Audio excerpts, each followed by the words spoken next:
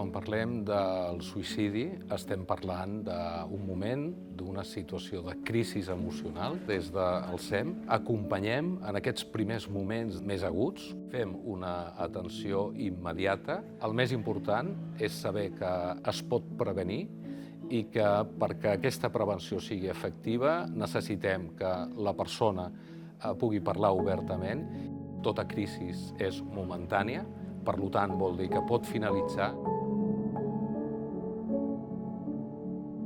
Estem al teu costat fins que ho necessites. Si en algun moment necessites ajuda, som al teu costat. Si ho necessites, estem al teu costat. Truca al 061.